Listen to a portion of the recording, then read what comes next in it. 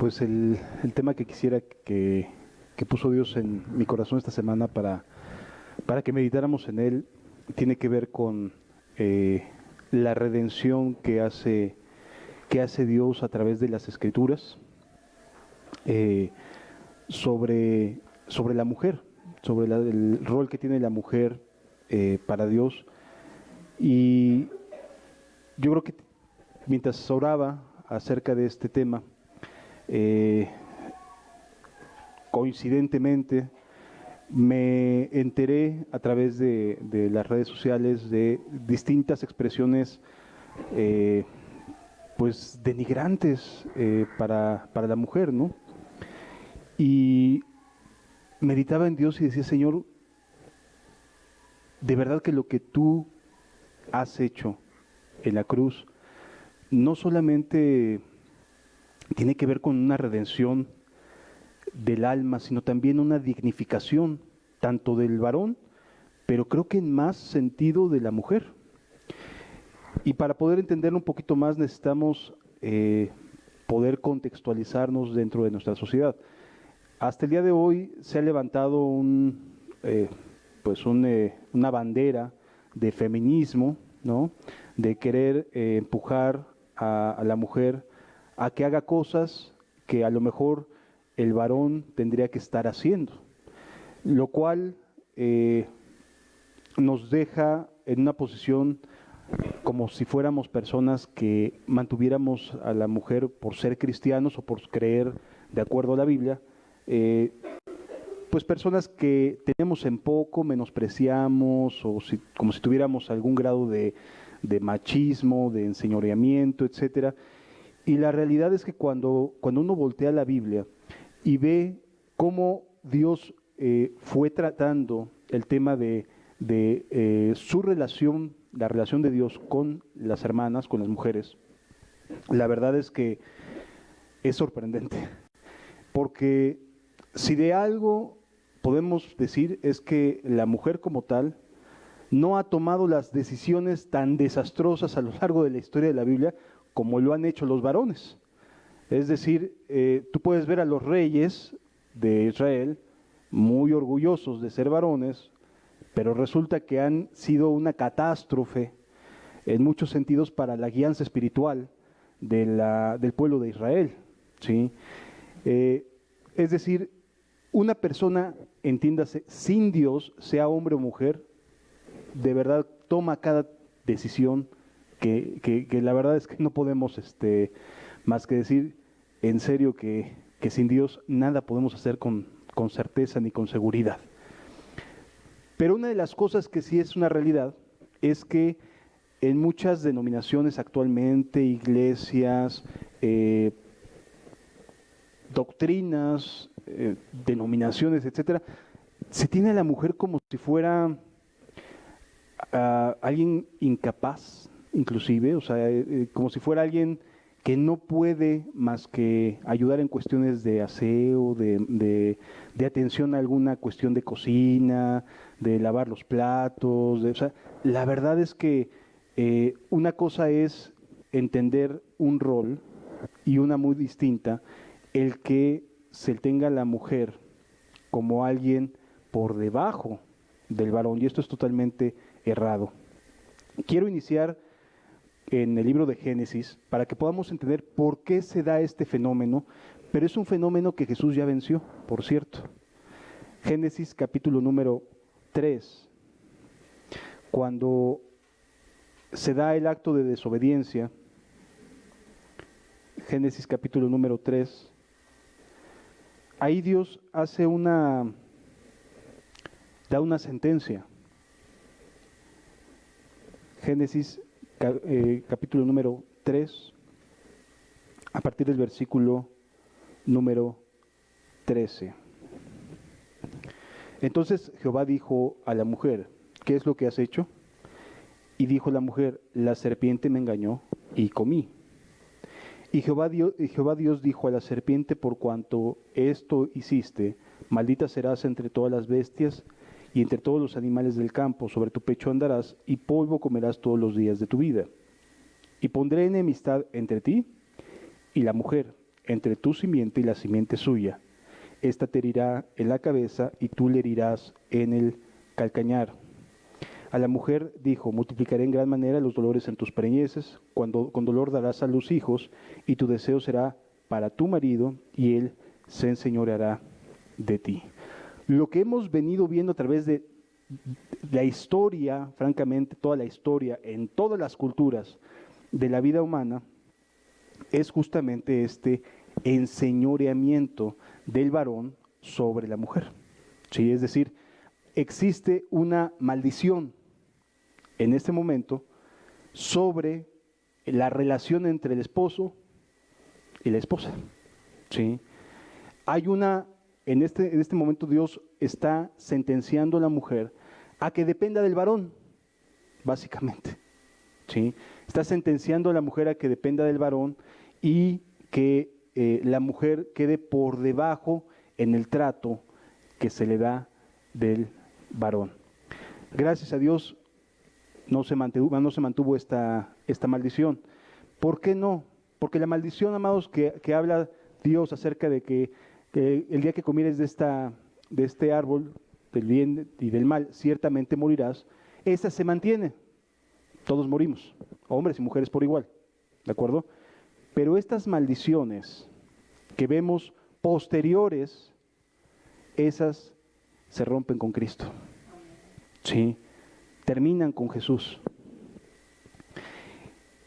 Y dice la Escritura, pondré enemistad entre tú y la simiente suya. Tú le herirás, y pondré enemistad entre ti y la mujer, y entre tu simiente y la simiente suya. Esta te herirá en la cabeza y tú le herirás en el calcañar. Amados, una de las cosas que aquí vemos con mucha atención es que la mujer tiene un discernimiento especial para darse cuenta de las malas cosas. No sé si te ha tocado, pero bueno, pareciera que huelen las malas decisiones que los hijos toman. O si el marido está tomando una mala decisión, pareciera que le llaman ahora sexto sentido, ¿no? Es decir, pareciera que saben cuando se están tomando malas decisiones, cuando no se está tomando un camino atinado. ¿Por qué? Porque hay una separación aquí asentada de parte de Dios entre la mujer y la serpiente. Ya lo separó, ya no iba a ser lo mismo. Iba a haber una clara división entre la mujer y la serpiente, ya no iba a ser tan fácil engañarla. ¿Sí? Y entre las simientes de ella y la simiente de la serpiente, o sea, entre los hijos de Dios y los hijos de la serpiente, los hijos del diablo. En otras palabras, Dios le está otorgando aquí mismo una capacitación, una capacidad para poder separar la luz de las tinieblas. ¿Sí? Es decir, ciertamente sí existe una sentencia respecto a parir con dolor, ¿no? O sea, creo que de todos he sabido que el dolor más intenso es cuando la mujer da luz, ¿sí? Y son dolores terribles. Por ahí dicen, no sé si sea cierto, que el dolor más intenso que podemos tener los varones son los cálculos de riñón. Y bueno, yo sí he tenido cálculos de riñón y duele que parece que se te va el alma. Yo no sé si sea lo mismo, creo que es más el dolor de un parto, ¿no? Pero la realidad es que sí existe una separación. Dios dejó determinada una separación donde ya está Él mismo planteando el camino hacia la restauración. O sea, va a haber una división, ya no va a ser lo mismo. Y esta división va a ser entre la luz y las tinieblas, los hijos de Dios y los hijos de la serpiente, ¿no? ¿Sí se entiende hasta aquí? Ok. También dice otra cosa bastante interesante, aprovechando la oportunidad de estar en este texto. Dice la Biblia, aumentaré en gran manera los dolores en tus preñeces. ¿Sí? Si la mujer no hubiera tenido hijos hasta ese momento, esto no sería un castigo. No sabría lo que significa dar a luz sin dolor. Pero por cuanto sí es un castigo, significa que la mujer ya sabía lo que significaba tener hijos sin ese intenso dolor. ¿Sí me doy a entender?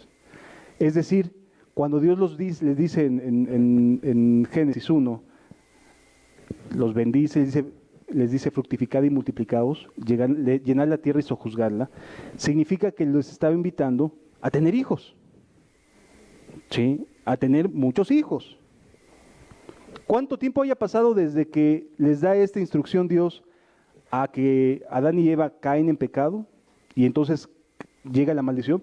¿Quién sabe? Porque el ser humano era eterno en ese momento. No había una oxidación de las células como si lo vivimos el día de hoy, ¿sí? Entonces, ¿quién sabe cuántos hijos e hijas habrán tenido? Pero en este momento hay un castigo sobre ella que implica dolor al dar a luz. ¿De acuerdo? Digo esto para aclarar, porque a veces muchas personas dicen, no, es que hay una contradicción ahí en la Biblia, porque cuando Caín sale de la presencia de Jehová, encuentra una esposa y se casa. ¿De dónde salieron esas otras personas? Amados, la verdad es que ya Adán y Eva habían tenido hijos antes. Fructificad y multiplicados es un mandamiento. No se iban a esperar hasta después de que cayeran. ¿Sí me explico? O sea, es un mandamiento que se les da en el momento de la creación. Fructificad y multiplicados, llenad la tierra y sojuzgadla. Así que probablemente por esa razón encontramos seres humanos ya posteriores a la salida de Adán y Eva del Edén. ¿De acuerdo? Nada más para, esto lo hago como un paréntesis, para que sepamos cómo responder, porque a veces no sabemos muy bien cómo responder a ciertas inquietudes bíblicas. Pero bueno, a lo que voy con esto es a que la mujer sí se encontraba bajo una maldición de enseñoreamiento de parte del hombre, ¿sí? Y cuando Jesús aparece en la tierra, redime de esta maldición, tanto al hombre como a la mujer misma, ¿sí? Porque esta maldición era una consecuencia del pecado, era una consecuencia de hacer mal las cosas. Si Jesús llega y sana y limpia el corazón y da un nuevo nacimiento, ¿dónde queda esta maldición? Sencillamente desaparece, ¿sí? ¿Esto qué significa? Que Dios va a darle el mismo lugar al hombre que a la mujer, aunque tengan distintas actividades cada uno. Tienen el mismo valor delante de los ojos de Dios, ¿sí? Es decir, este momento es importante porque nos hace entender que el cristiano no es retrógrada, como le llaman, al decir que la mujer tiene distintas actividades o distintas capacidades para hacer distintas cosas al varón, ¿sí? Eso no significa que sea menos coheredera de la gracia de Dios, porque es coheredera de la gracia de Dios la mujer. Cuando leemos los evangelios, nos damos cuenta que había ciertas personas, ciertas mujeres, que eran las encargadas de suministrar alimento a Jesús y a sus discípulos. Y eran, cuando menos una de ellas sí era casada, y lo dice, la esposa de Susa, ¿sí? Esta Susana. Y entonces ella tenía a su esposo, y estaba en una buena posición su esposo dentro del palacio, y ayudaba en el ministerio de Cristo. No quiere decir con esto que estaba ahí todo el tiempo metida con Jesús, pero estaba ayudando y buscaba la manera de que el evangelio se diera a conocer, ¿sí? Y entonces vemos que ya hay actividad femenina en los evangelios. Mujeres que están ayudando, que están sirviendo, que están apoyando el ministerio de Cristo. O sea, no son un cero a la derecha las mujeres, es un error, ¿sí? Sí son proactivas, cada una desde el papel que podía, desde luego, pero sí eran personas que estaban buscando que el reino de los cielos avanzara, ¿sí? Y aunque fuera la esposa del superintendente, no importa, ahí estaba buscando que el evangelio continuara creciendo y dándose a conocer. Esto es muy particular porque en aquella época no se debía hacer eso. O sea, en aquella época la mujer era nada más para tu casa y criar hijos. Para eso, ninguna otra decisión le podía corresponder a la mujer, más que para estar en casa y criar hijos. Por eso las mujeres se sentían profundamente decepcionadas cuando no lograban tener hijos. Era como como una afrenta para sus vidas el que no pudieran tener hijos. Decían, Dios, ¿qué hice? Porque esto es lo único para lo que soy buena, ¿no? O sea, es básicamente con lo que creían, con lo que los enseñaron a crecer, que estaban para tener hijos únicamente y para estar en casa. Así que el hecho de que estas mujeres anduvieran sirviendo a Jesús y a los discípulos y estuvieran apoyando el ministerio de Cristo, era ya una revolución, era revolucionaria la forma en la cual Jesús estaba actuando para llevar su palabra. ¿Sí? Y ahí andaban con Jesús cuando podían estar físicamente y cuando no buscaban la manera de suplir lo que fuera necesario. Conforme sigue avanzando el Evangelio, una de las cosas que a mí más me impactan es que es la mujer, o son las mujeres, las primeras en recibir las buenas nuevas de la resurrección. ¿Sí? No son los varones, no son los discípulos de Jesús, no son los apóstoles, son las mujeres las que más temprano se levantaron y fueron al sepulcro, y fue a quienes primero se le apareció Jesús. No solo eso, sino que Jesús les encomienda a ellas ir y decirle a mis hermanos. Eso, olvídense, no se veía. O sea, no era algo que pudiera entenderse como normal. Estaba cambiando totalmente la perspectiva de la mujer dentro de la fe cristiana. Obviamente, al paso de los años, el machismo logra nuevamente como esa parte de ignorar o hacer a un lado la bendición que es que las hermanas participen en el Evangelio, que participen proactivamente en extender el reino de los cielos, ¿sí? Porque había un sistema que oprimía y seguía queriendo mantener a la mujer dentro de su casa y ajena a la vida espiritual, ¿de acuerdo?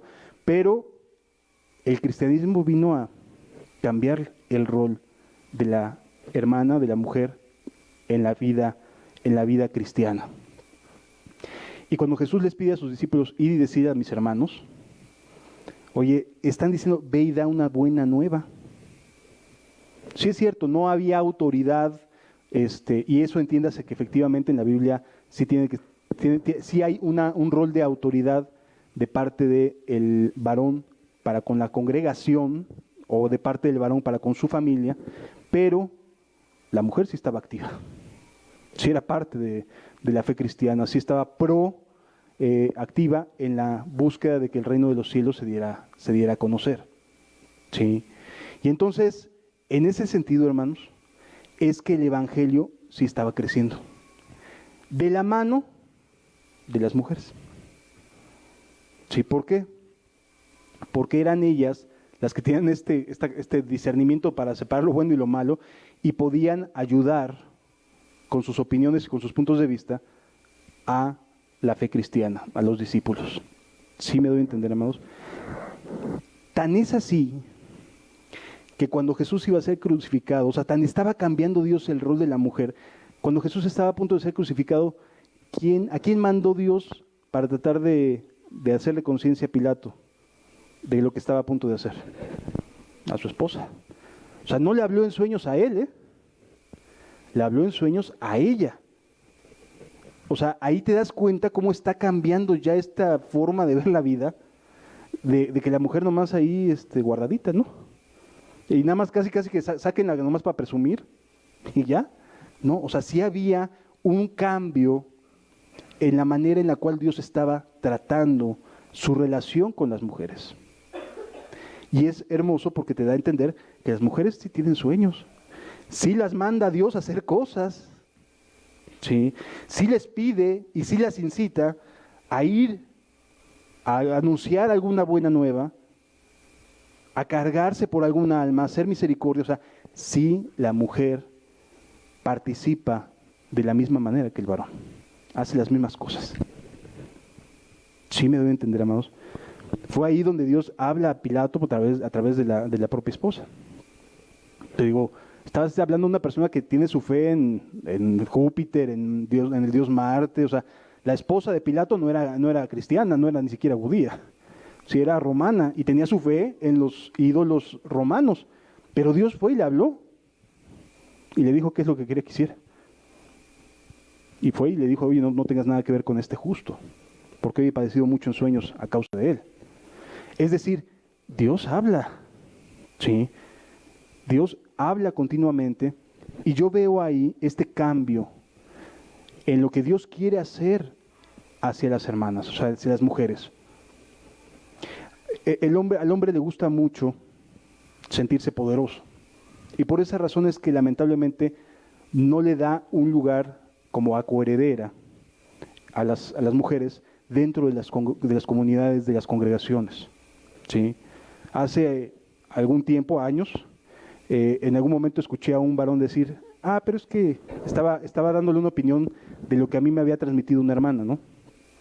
Y yo decía, oye, es que me transmitieron esto. Pero es hermana, es muy emocionalista. Está bueno. O sea, mejor ya ni seguí la plática, porque la verdad es que cuando me di cuenta con qué mentalidad está recibiendo la información o el punto de vista, dices, no, pues o sea, ya no le va a servir de nada. Mejor ni le sigo con la plática, ¿no? Pero la realidad es que Dios sí modificó, hermanos. Sí cambió, porque la mujer tenía un espacio aparte para orar, la mujer tenía un espacio aparte para escuchar en las sinagogas la lectura de la Torá, tenía un lugar aparte. Es decir, era vista como alguien inferior y que no se podía meter en las cuestiones espirituales. Esas nada más le correspondían al hombre. Y Jesús comienza a modificar esto. Y entonces ya le pide a ellas que les vayan a decir a los discípulos, ¿sabes que estoy vivo? Y les da una instrucción. Id a mis hermanos y decirles que me vean en Emaús, allá en Galilea, allá me veréis. O sea, les está mandando a decir a través de la mujer que se fueran a Galilea. Ya después cuando llegan y les dan las noticias, salen Pedro y Juan corriendo a la tumba. Pero ellas son inicialmente las que les va y les dice, oye, ¿sabes qué dice Jesús? Que te vayas a Galilea. Para la mentalidad de aquella época, entendamos que no era para nada sencillo. ¿Sí me doy a entender? O sea, no era sencillo de asimilar, de entender, de escuchar que la mujer estuviera dándole instrucciones a los apóstoles de Cristo de a dónde los quería ir a ver Jesús. ¿Sí? Ahí te das cuenta cómo Dios dignifica y coloca a la mujer en una posición de igual como coheredera de la gracia. ¿Sí? Y entonces vas viendo estos cambios. ¿Qué otro cambio? Vamos a leerlo juntos, está en Hechos capítulo 1. Pero nos vamos dando cuenta, o sea, es que se van dando los cambios necesarios en la mente, en el corazón, en la forma en la cual se hacen las cosas. Hechos capítulo número 1.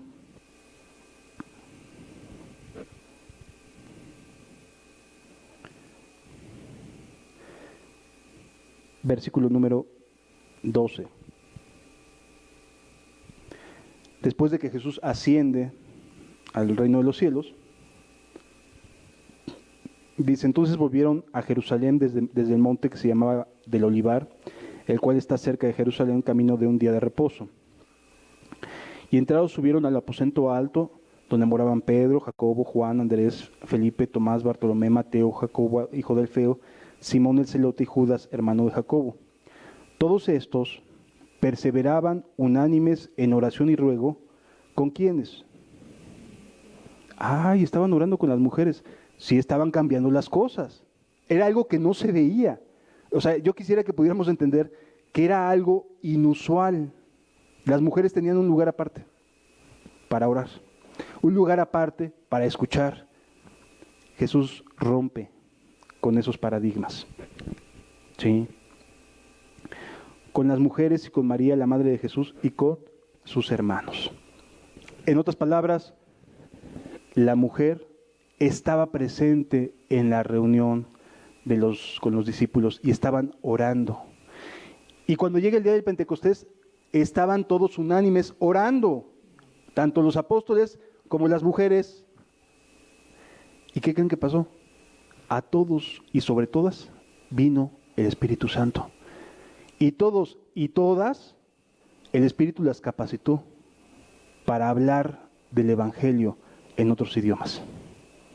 Estaban todos juntos. O sea, el Espíritu Santo no dijo a este sí y a esta por ser mujer, no. Sino que a todos los tomó y les dio el Espíritu Santo. Así inicia el capítulo número 2. Cuando llegó el día del Pentecostés, estaban todos unánimes juntos. Los mismos 120 que estaban días antes orando, estaban ahí. Mujeres, la madre de Jesús, los hermanos de Jesús, los apóstoles, estaban orando y estaban ahí.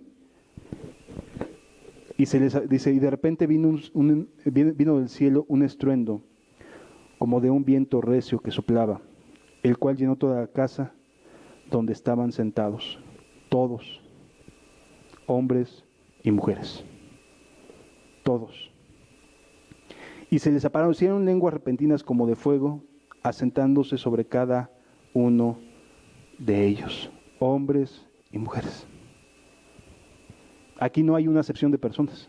No dice sobre unos sí, sobre otros no, sino sobre todos. ¿Sí lo alcanzamos a ver, hermanos? En otras palabras, sí hay una restauración, una dignificación de la mujer en la vida cristiana.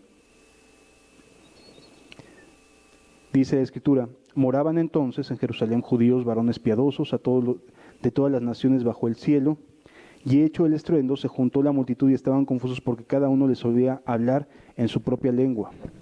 ¿A quiénes? A ellos les hablaban tanto los hermanos como las hermanas, todos los que estaban ahí. Cada uno hablaba en su propio idioma, y estaban atónitos y maravillados, diciendo, mirad, ¿no son galileos todos estos que hablan? ¿Cómo pues les oímos hablar cada uno en nuestra lengua en la que hemos nacido?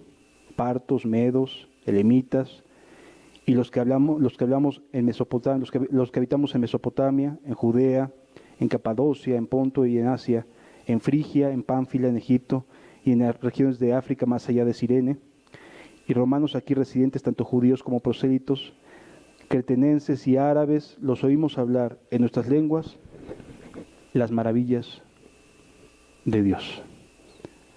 Y estaban ahí los apóstoles juntamente con las hermanas, con las mujeres. ¿Qué significa esto, amado? Que la mujer sí puede testificar de Cristo, sí puede hablar de Dios, sí puede proclamar las buenas nuevas del Evangelio. Ahí el mismo Espíritu las está capacitando. ¿Sí me doy a entender? Oye, hermano, pero es que nos dice la Biblia en Corintios que la mujer tiene que estar sujeta al esposo, etcétera, y que hay uno. Sí, nadie está diciendo que no. Pero es importante entender que la dignificación es exactamente la que el propio Espíritu nos da a través de su palabra. ¿Sí? En Corinto había una particularidad, y quiero hacer referencia al por qué razón Pablo da esta instrucción en Corinto. No sé si sepan que en Corinto es a la única iglesia que Pablo le dice que se pongan velo. ¿Sí lo han llegado a leer? En Corinto dice que a la mujer que use velo, ¿no? Por causa del testimonio de los ángeles, etcétera. ¿Por qué es a la única iglesia que se lo dice? Bueno, Corinto tenía como su diosa principal, Artemisa se llamaba, la diosa principal de Corinto, o sea, era una mujer. Y las sacerdotisas tenían una característica, o sea, las que gobernaban la vida religiosa de esa ciudad eran mujeres y tenían una característica, se cortaban el cabello totalmente así, a casquete corto diríamos nosotros, para diferenciarse y que supieran que eran sacerdotisas de la diosa Artemisa. No solo eso, sino que además, por las características propias de su sacerdocio, llegaban a trabajar en lugares de mala vida, burdeles, o lo que para nosotros serían burdeles, se prostituían, pues, ¿sí? Porque era parte de su actividad, dentro de sus actividades como sacerdotisas. Obviamente, Pablo quiere que las hermanas, las convertidas, se distancien de esa imagen de las sacerdotisas de Artemisa. Por eso les dice, mejor tápense. Pero nada más es a esa, la única congregación a la que se lo dice.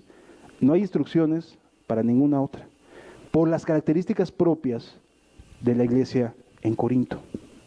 ¿Sí me doy a entender, amados? Es decir, tú no encuentras una instrucción general ahí, encuentras una instrucción particular ahí, para esta congregación, por las condiciones propias de desarrollo religioso que tenía que enfrentar la iglesia en Corinto, ¿sí? Donde la mujer, la sacerdotisa, sí se cortaba el cabello casi así a casquete corto para lograr que fuera notorio que ya era sacerdotisa. Y entonces Pablo decía, no, es que hay que separarnos, ¿no?, de esa imagen que se tiene de estas mujeres. ¿Saben qué? Pónganse velo. O sea, si te vas a cortar el cabello, ponte velo. Eso es todo. ¿Sí me debe entender? Eso es lo único. No es una doctrina general para todas las iglesias. Yo no creo, yo no he visto que en nuestro país, en nuestro México, a una mujer que tenga el cabello corto se le considere sacerdotisa, ¿verdad? Que ese es el propósito que quería evitar Pablo, que quería hacer la diferencia, ¿sí? Mientras se vea femenina, adelante, hermanos. ¿Sí me explico? O sea, no hay ningún problema siempre y cuando la hermana se vea femenina. Aunque tenga el cabello chinito. Allá en Coatzacoalcos, obviamente la gente sufre de calores, pero de verdad de calores. Y entonces había hermanitos que llegaban a decir, es que se cortó el cabello muy cortito la hermana. Digo, pues, ¿te lo cortas así? No, pues no, ¿cómo me lo voy a cortar así, hermano? Ah, pues entonces es femenino, no te preocupes. O sea, descuídate de qué es lo que en un momento dado puedas tú opinar, hermano. Si tú te lo cortas como ella se lo corta, con el mismo corte, entonces preocúpate, pero si no, pues es femenino. Y listo. No hagas más drama del que se necesita. Sí me doy a entender, amados. O sea, lo que busca Dios es que haya una diferencia en nuestra conducta con relación al lugar donde estamos. Eso es todo. Amados, a veces nos metemos en cada lío por no leer con el contexto correcto las cosas. Sí, de verdad. Amados, la iglesia de Corinto tenía sus propias características. Y en este caso en lo particular, esta era una de ellas. Y no la vemos repetida. Ni siquiera se la dice a Timoteo cuando son instrucciones pastorales. Porque Timoteo estaba en Éfeso, no estaba en Corinto. Es decir, hay que aprender a estar viviendo de acuerdo a la Escritura, contextualizándola correctamente. ¿De acuerdo? Otro aspecto interesante, hablando de Timoteo, es que, por ejemplo, hay un texto que dice que la mujer debe de aprender en silencio, porque no le permito, dice Pablo, a la mujer ni que gobierne, ni que tenga autoridad, ni que enseñe, ¿sí? Sino que aprenda en silencio, que aprenda a estar en silencio. De inmediato uno dice, ay, pues ante eso, ¿qué decir, no? Pues ni qué decir ante una instrucción así tal cual. Sin embargo, cuando entendemos en aquella época lo que significaba aprender en silencio, es lo que ahorita estamos haciendo todos. Es decir, todos estamos guardando silencio, hombres y mujeres, por igual. En aquella época la pedagogía era muy distinta. En aquella época se hacía un maestro y un grupo de discípulos que normalmente tendían a interactuar. Es decir, la manera de aprendizaje no es te sientas y guardas silencio y escuchas. La manera de aprender de aquella época era un maestro con autoridad y cuestionamientos, de ida y vuelta. Esa era la forma de aprender de aquella época. Obviamente, lo que Pablo está queriendo guardar es justamente esta parte de que no se vea a la mujer como con un grado de autoridad por encima de los discípulos varones. Eso es todo. Por eso más adelante dice que sean maestras del bien. ¿Sí? Pero lo que está buscando el apóstol es que no se vean grupos de mujeres en el centro rodeadas de varones. porque esa era la forma de enseñar de aquella época. Hoy en día no lo vemos de esa forma. O sea, nuestra pedagogía ha cambiado en relación a la pedagogía de aquella época. ¿Sí? En aquel momento veías a Platón rodeado de sus discípulos, veías a Aristóteles rodeado de sus discípulos, o sea, veías a los filósofos rodeados de sus grupos de gente. Y ellos eran los que llevaban la autoridad y la batuta, y los demás cuestionaban y eran preguntas de ida y vuelta. Así se aprendía en aquella época. Sí, o sea, no era como que te sientas y escuchas y aprendes, sino aquí sería como aquí empezaran a interrumpir, ¿no? Y empezaran a decir, oye, hermano, pero ¿y este tema y este tema? Bueno, eso sería lo mismo en aquella época. Actualmente lo veríamos como antipedagógico, porque nos podemos salir de un tema por estar contestando otras preguntas, ¿no? Pero en aquella época sí se podía, porque no era el aula así, ¿sí? Sino había un maestro para estar discipulando a los demás que quisieran escuchar. Entonces, ¿sí se entiende la diferencia, hermanos? Lo que sí la Biblia enseña es que la mujer tiene que tener cuidado de no querer gobernar. Eso sí, pero por supuesto que puedes predicar el Evangelio. Desde luego que sí.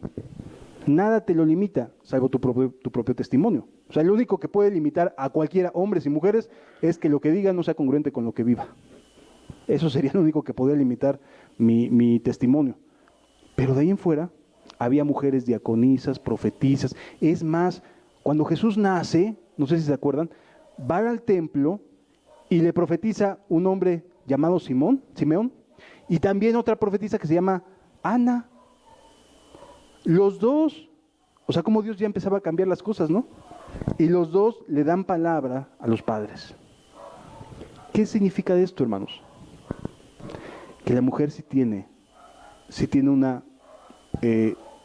una capacidad que muchas veces el adversario quiere mantener allá guardadito, porque sabe que la mujer tiene un discernimiento, como ya se lo dio Dios desde el principio, de enemistad con la serpiente. Ya no tan fácilmente le vendes peritas en dulce a una mujer. Y la marcó Dios desde aquel momento. Y por eso el diablo quiere mantener fuera de organización, del evangelio, del ministerio evangelístico, del ministerio de estar avanzando en el reino de los cielos, quiere mantener a la mujer fuera, porque sí lo sabe detectar. Tiene una capacidad para detectar lo malo bastante atinada y fina, ¿eh? Entonces, yo sí quisiera que pudiéramos entender esta verdad, hermanos y hermanas. Si bien es cierto que hay distintos papeles, distintos roles, es un engaño del diablo el que te diga, pero eres mujer. Un engaño. Nadie te va a hacer caso. No es cierto. Cuando menos entre nosotros quisiera que eso cambiara, como yo lo vi que cambió en la Biblia. ¿Sí? Si alguno tiene la idea de que la hermana es demasiado emocional, corríjalo. Porque la verdad es que Dios le dio enemistad entre ella y la serpiente. Va a saber ayudar a detectar ciertas cosas que muchas veces nosotros, como somos tan comprimidos en nuestros procesos estructurales, no pasamos por alto ciertas cosas que la mujer sí puede ver. Sí me doy a entender. Entonces, ayúdenos. De verdad. Se los pido desde aquí adelante. Ayúdenos para llevar el Evangelio. Para poder discernir cosas que a nosotros a veces se nos van las hebras. Y creemos que damos por sentado cosas que nos imaginamos que ya deberían de entenderse y resulta que no. Sí me doy a entender, amados. Entonces, no se sientan por debajo, no se sientan menos. No digan, no, pues es que a mí me enseñaron que tenía que aprender en silencio. Bueno, estás hablando de aquella época, ¿eh? O sea, aprender, todos estamos aprendiendo aquí en silencio, ¿eh?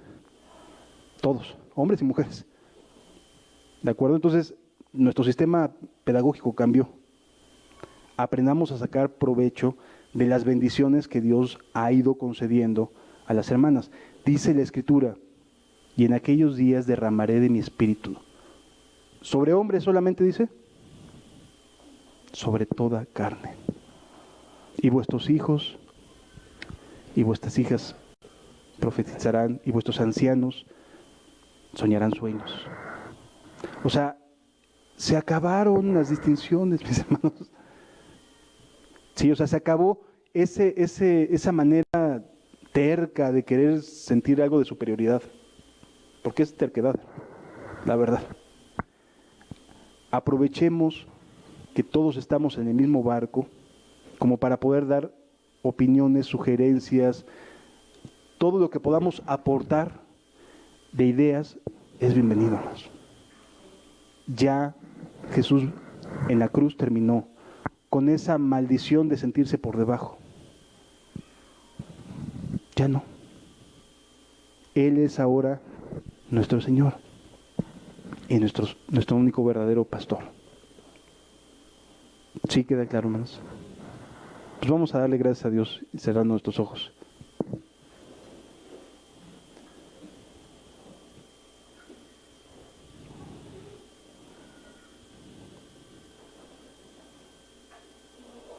Padre, gracias, Señor, porque a veces con cosas muy sencillas puedes abrirnos el corazón.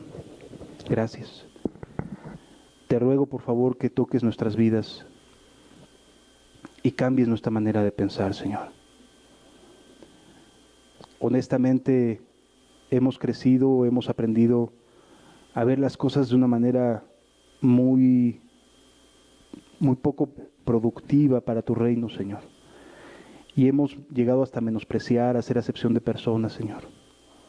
Te pido perdón por cuantas veces a lo largo de mi vida cristiana llegué a menospreciar alguna opinión de alguna mujer, de alguna hermana.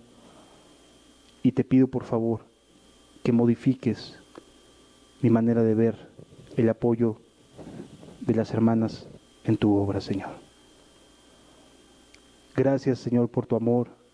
Gracias porque haces todas las cosas distintas y haces que las cosas sean nuevas cada día, Señor. Te doy gracias por tu misericordia en el nombre de Jesús. Amén.